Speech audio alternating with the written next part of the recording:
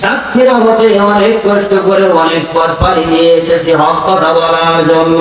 এখানে কে খুশি হইল আর কে হইল না দেখার বিষয় না। আমার আল্লাহ তাআলা আপনাকে আমাকে নোটিশ করে করে যে যাত্রাপুর মাদ্রাসার ময়দানে বসাইছে, নিশ্চয়ই এই মানুষগুলাকে আল্লাহ বড় ভালোবাসে। আমাদের দেশে আমাদের থানায় দেখবেন মামলা হয়, যাদের নামে মামলা হয় নোটিশ ঘুরতে ঘুরতে তার বাড়ি যায়। ও বান্দা, নোটিশ যদি ঘুরতে ঘুরতে ঘুরতে ঘুরতে তার বাড়ি যায়, আল্লাহর নবী বলেন আমার আল্লাহ যাকে ভালোবেসে গুনাহ মাফ করে জান্নাতি বানাইতে চায়, ওই মানুষটাকে আল্লাহ কুদরতি ভাবে নোটিশ করে করে ও বান্দা মাদ্রাসার ময়দানের মাহফিলে পাঠাইয়া দেয়। এই বিশ্বাস আছে কার কার? দোয়া করে আল্লাহ নারে তাকবীর। সক্ষমতার মালিককে তিন চার গায়ের জোরে করা যায় না রে মুসলমান। ও যুবক বন্ধু আমার ভালো করে খেয়াল করে, ও যাত্রা করে আম্মা জান মালিকের আওয়াজ যারা পাইতেছেন, আজকের কথাগুলো অন্তরে ভালো করে সেভ করে বাড়ি যান। ও বান্দা, আল্লাহর নবী বলেন তিনটা কাজ জীবনে গায়ের জোরে, টাকার বলে ক্ষমতার বলে বান্দা বান্দি করতে পারবে না। এক নম্বরে বান্দা জীবনে আমার আল্লাহর ঘর বাইতুল্লাহ ইচ্ছাকৃত টাকা থাকলেও যাইতে পারবে না আমার আল্লাহ যদি কবুল না করে। দুই নম্বরে ওই দুনিয়ার বুকে ওলামায়ে কেরাম সন্তানকে আলেম বানাইতে, কোরআনের হাফেজ বানাইতে গায়ের জোরে টাকার বলে ক্ষমতার বলে হবে না। আল্লাহ যদি কবুল না করে সন্তান যতবার মাদ্রাসায় দিবেন ততবার পালাবে, মানুষ হবে না। প্রমাণিত হবে আল্লাহ যদি কবুল না করে মুসলমান তোর সন্তান আলেম হবে না, আল্লাহ যদি কবুল না করে তোর সন্তান হাফেজ হবে না। এটা আমার আল্লাহর সিদ্ধান্ত, মাকবুল বাড়ি এখানে চলবে না। তিন নম্বরে মসজিদ মাদ্রাসা এবং দিনের কাজে অংশগ্রহণ করা। সুবহানাল্লাহ। তিন নম্বরে এই জায়গায় গায়ের জোরে যে বসা যায় না, কারণ গায়ের জোরে যদি বসা যাইতো আল্লাহর নবীর চাচা জাহান্নামে যাইতো না। কবুল হওয়া লাগবে কে লাগবে না? যাদের হৃদয়ে আল্লাহর ভয় আছে রে বান্দা, ও বান্দা আমার আল্লাহ কোরআনের ভিতরে বলেন, সবাই জবান খুলে আমার সাথে বলবেন, ইয়া আইয়ুহাল্লাযীনা আমানুত্তাকুল্লাহ।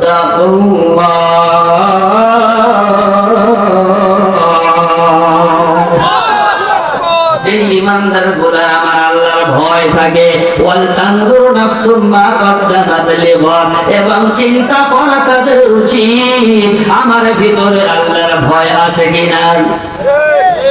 আমার ভিতরে আল্লাহর ভয় আছে কি নাই, আল্লাহর ভয় আছে কি নাই বুঝবেন ভিড় টানার মাধ্যমে। ঠিক বিড়ের যে যত বেশি কানে মনে করবেন আল্লাহর ভয় আছে, কথা বলেন। বিড়ে টানলে যদি মনে বাধা দেয়, অন্তর প্রকম্পন শুরু হয়, আপনি বুঝলেন আল্লাহর ভয় আপনার ভিতরে ঢুকে গেছে। সুবহানাল্লাহ। জোরে বলেন। আল্লাহর ভয় যাদের অন্তরে থাকে মুসলমান, আমার আল্লাহ তাদেরকে সফলতার স্থান দান করে দেয়। আরো জোরে। যাদের হৃদয়ে আছে আল্লাহর ভয়, তারা পথ ভুলে যায় না। আল্লাহর প্রেম ছাড়া এই দুনিয়ায় তারা কোনো কিছু চায় না। রাতের আঁধারে যারা শেষ রাতে বলেন, দু চোখের অশ্রুতে নদী যেন বয়। রাতের আঁধারে যারা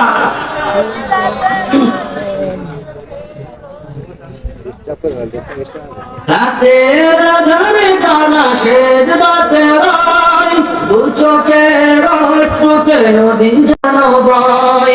সলনার হাসানি যত আসুক পিছনে ফিরে সে তাকায় না। যাদের হৃদয়ে আছে আল্লাহর ভয় তারা কবু পথ ভুলে যায় না। কথা বলেন ঠিক কিনা? কষ্ট হচ্ছে? জোরে বলেন। সংগ্রাম করেন। এখানে যারা দান আপনাদের পায়ে যদি হাত দিতে বলেন আমি রাজি আছি, তবুও পরিবেশটা নষ্ট না করে যদি বসেন আলহামদুলিল্লাহ। ও বাংলা খেলা করে বাংলার আর্জেন্টিনা ব্রাজিলের, সেখানেও নিয়ম মেনে যদি না খেলা করে আমার মুরব্বি সারা যুবক তো সব লাইনে থাকে থাকে না। ওইখানে নিয়ম না মানলে প্রথমে চিন্তা তার ভয় কি গান। ও বান্দা ওইখানে খেলার ভিতরে যদি নিয়ম থাকে রে মুসলমান, আমার আল্লাহর কোরআনের বাগান, এই বাগানে নিয়ম তাহলে থাকবে কি থাকবে না? ভালো করে আল্লাহর নবী বলেন, ও বান্দা মাদ্রাসার ময়দানে বসেছে, এই জায়গায় বসাটা যদি নসিবে হয় মনে করবেন নিশ্চয় আল্লাহ আপনাকে ভালোবাসে। এই ময়দানে বসার পর আমরা আল্লাহর গুণগান নবীর উপরে দুরূদ পড়ি কি পড়ি না? জোরে বলে। দুরূদ স্বয়ং আমার আল্লাহ পড়ে, সুবহানাল্লাহ বলে। আপনার আমার নবী কেমন নবী পাই না, সেই নবীর উপরে আমার আল্লাহ নিজেই দুরূদ পড়ে। আল্লাহ বলে আমি শুধু পড়ি না, ফেরেশতারাও পড়ে। সুবহানাল্লাহ বলে। আমি শুধু পড়ি না, ফেরেশতারা তোমরাও পড়ো। আল্লাহ বলে বান্দা যেই নবীকে না বানাইলে কিছুই বানাইতাম না। ও বান্দা সেই নবীর মাদ্রাসা ময়দানে যখন বলবা আপনারা আওয়াজ করে বলেন তো এই মাদ্রাসা আমাদের না আমাদের নবীজি? নবীর মাদ্রাসায় যারা বসে যায় আল্লাহর নবী বলেন আমার আল্লাহ তাদের দাম অটোমেটিক বৃদ্ধি করে দেয়। আরো জোরে বলেন সুবহানাল্লাহ। এবার আসেন ও বান্দা নবীর জীবনী থেকে কয়েকটা কথা বলে আজকে যেই মাদ্রাসার ময়দানে এসেছেন, এই মাদ্রাসা আমার নবীর মাদ্রাসা। এই ময়দানে যারা বসবে তারা আমার নবীর মেহমান। সুবহানাল্লাহ। ও বান্দা এমন নবী পাইলাম যেই নবীকে আল্লাহ দুনিয়াতে পাঠাইবে একজন বাবার ওরসে একজন মায়ের গর্ভে। কথা বলেন ঠিক কিনা? আল্লাহ যখন সিদ্ধান্ত নিলেন আমার ধারণ করলেন যেই পুরুষ লোকটার নাম হযরত আব্দুল্লাহ, বলেন সুবহানাল্লাহ। সেই মহিলার গর্ভ থেকে আল্লাহ দুনিয়ায় পাঠাইবে মুসলমান, সেই মহিলাটার নাম আম্মা জান হযরত আমিনা।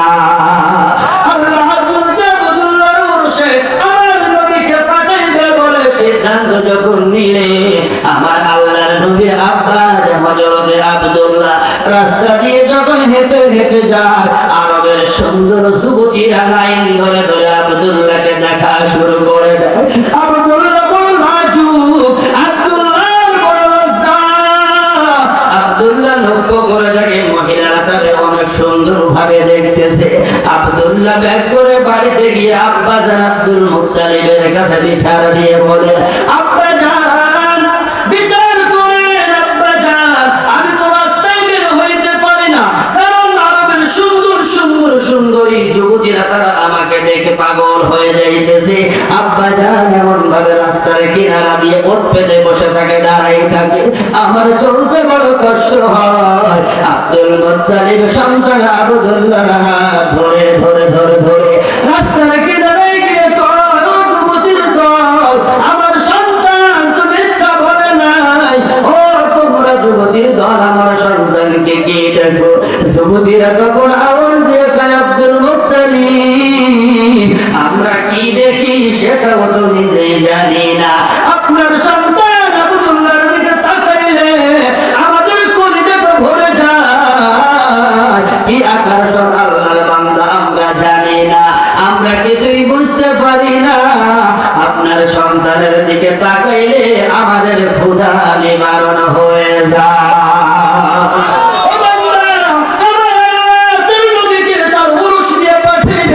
আমার আল্লাহর নবীর অটোমেটিক রহমত শুরু হয়ে গেছে। বলেন সুবহানাল্লাহ।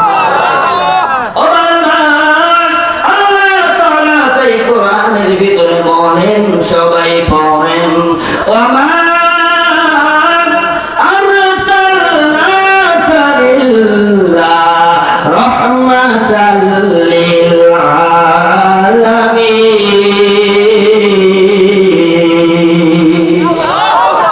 এই কালামে জিন্দা কুরআন হাকিম, হিকমতে উলায়া জালাস্তু কাদিমা, জামিউল ইলমি ফিল কুরআন হাকিম, তাকাসারাত আনহু আফহামুর রিজাল। ও যাত্রাপুর আব্বা জান, হে যুবক আম্মা জান, ভালো করে ওয়াজটা মুখস্থ করে বাড়ি যান। যেই ময়দানে বসেছেন সেই নবীর দাম, সেই মাদ্রাসার দাম কত? ওলামায়ে কেরামকে দেখে দেখে না শেখাও, আলেমদের দেখলে বড় গাটা জ্বালা করে। সেই আলেমরা আযান না দিলে তোর কানে আযান দেওয়ার কেউ ছিল না। কথা বলেন ঠিক কিনা? সেই নবীর মাদ্রাসায় ময়দানে বসেছেন।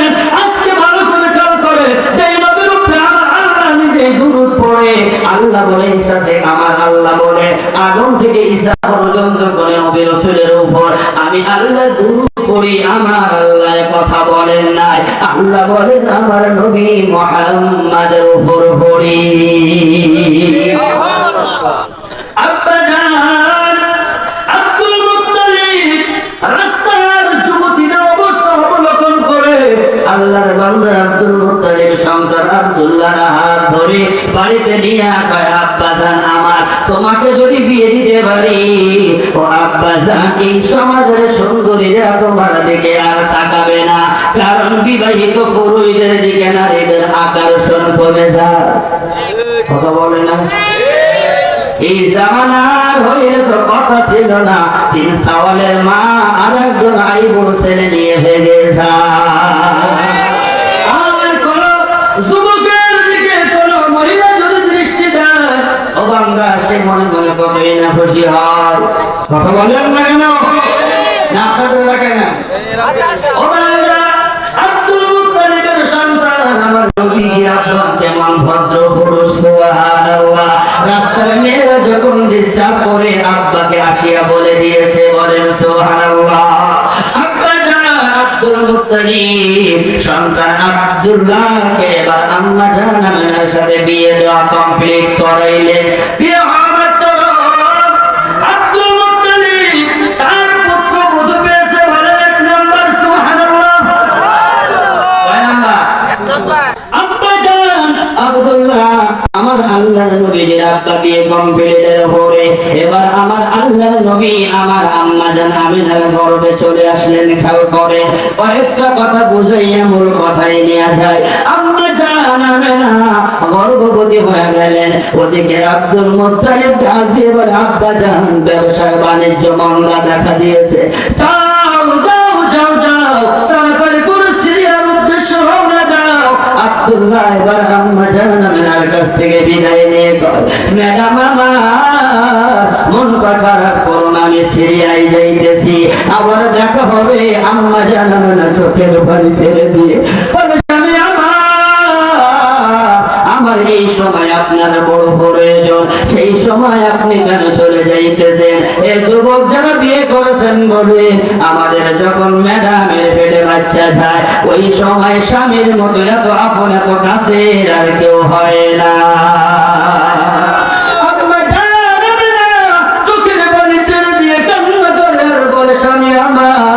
আমার পেটে বাচ্চা, বাচ্চার উভয় কি হবে? আপনি চলে গেলে কে দেখবে? আব্দুল্লাহ বলে, আমি না চিন্তা করো না, তোমার পেটের বাচ্চার দায়িত্ব আমার আল্লাহর হাতে দিলাম। ও যাত্রাপুরের মুসলমান ভালো করে খেয়াল করে, আব্বা জান আব্দুল্লাহ এবার চলে গেলেন ব্যবসা বাণিজ্যের উদ্দেশ্যে। পথের মধ্যে আব্দুল্লাহ ইন্তেকাল হয়ে যায়। এই খবর যখন আরবের ভিতরে চতুর্দিকে ছড়িয়ে যায়, আব্দুল্লাহর ইন্তেকালের খবরে যে যত কষ্ট না পেয়েছে রে বান্দা, ভালো করে খেয়াল করে, আম্মা জান আমিনা তার থেকে বেশি কষ্ট পেয়েছে। আমিনা চোখের পানি ছেড়ে দিয়ে কান্না করে বলে, মালিক এই অবস্থায় আমার স্বামীকে আপনি কেন নিয়ে গেলেন? গায়ের থেকে আওয়াজ হয়, আম্মা জান কান্না করো না, কান্না করবেন না, আপনার পেটের বাচ্চা দুনিয়ার কোনো সাধারণ বাচ্চা না, এই বাচ্চার দায়িত্ব আমি আল্লাহ নিজেই গ্রহণ করলাম। ওয়ামা আরসালনাকা ইল্লা রাহমাতাল লিল আলামিন।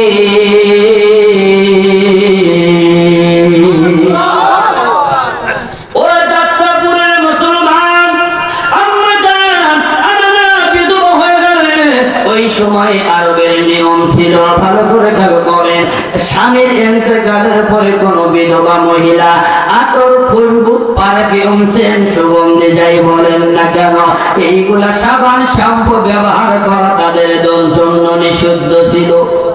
সবাই মেনে মেনে চলতো, আম্মা জান আমেনা সেটাই মেনে চলতেছে।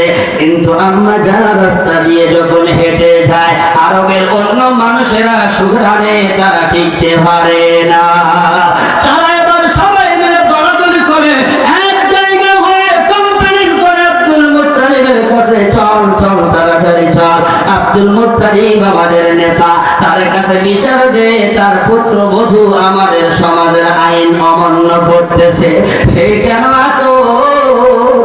কেন পারফিউম, খুশবু ব্যবহার করে, এটা কোনোভাবে বরদাস্ত করা যায় না।